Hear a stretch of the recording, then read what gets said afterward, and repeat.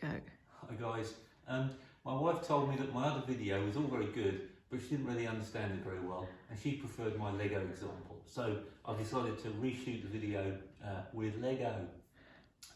So what we have here then is basically a simple linear regression model, and we've got the x-axis here with the independent variable, the one that we're going to be changing, and the y-axis here with the dependent variable, and we have a line of predictive values. So what we've got so far then is a model where we've run it through the training set, we've fitted the model, and we're happy that it will probably work, and now we're going to try it out in the wild using real world data.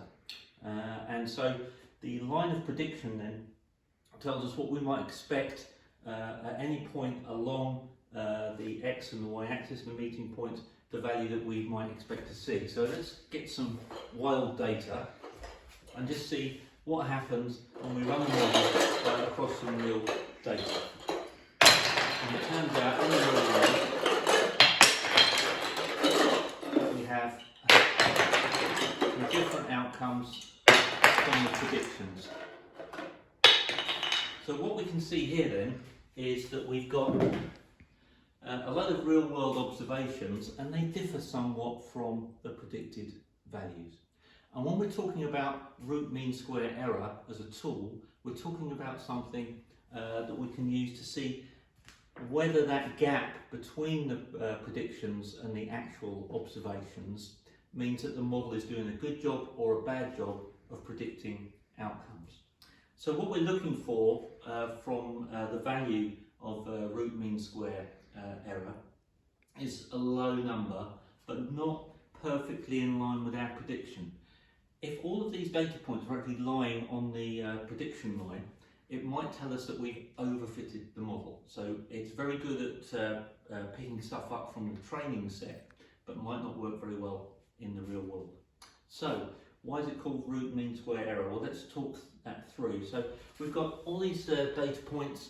So each of these data points are things that we've observed in the real world. And for example, if the values on the dependent variable line there, if that was measured in kilos, and maybe we're measuring bags of potatoes or something, so we've got the size of the bags along the x-axis, and as the bags get bigger, we might expect that they weigh more. And in the real world, we've got loads of different data points, but each of these data points, you'll notice, have a gap between them and the line of prediction, and that's why we call it an error. It's a slightly confusing use of the word error, because it doesn't mean it's a mistake or something. It's simply the size of the gap between the line of prediction and the actual observed value.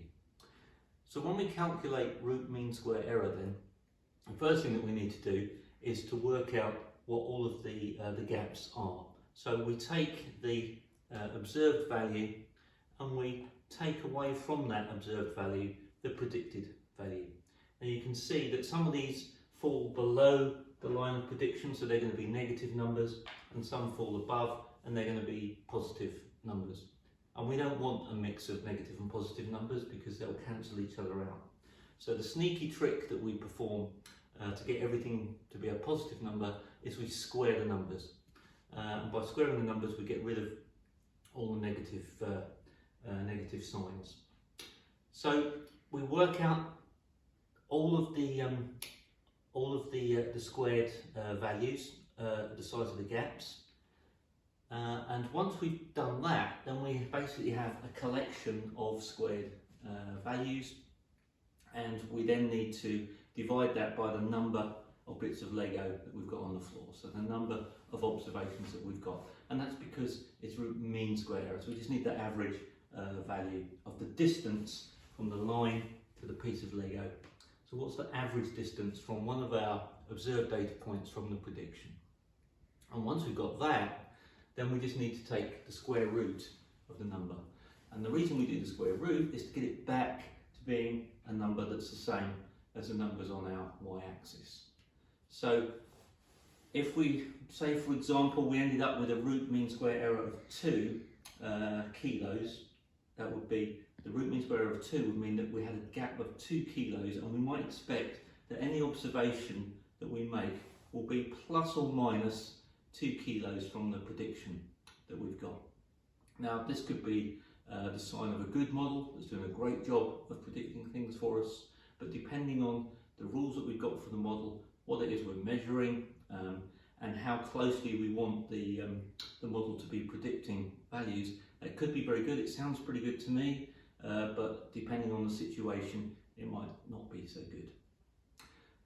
So, final thought then is that one of the other names for root mean square error is the standard deviation of the residuals, where residual again is just that line, it's just the gap between things that normally we call error, but statisticians like to call it a residual. But the standard deviation bit tells us about the shape of the data, how widely spread out it is, and that's one of the reasons we like a lower number, because it shows that the data is clustered around this line of prediction. And if you remember, 95% of data points are going to fall within 2 standard deviations. So if we've got a 2 kilo or root mean square error of 2, then 2 kilos plus or minus on the prediction sounds pretty good to me. So that was root mean square error through the means of Lego.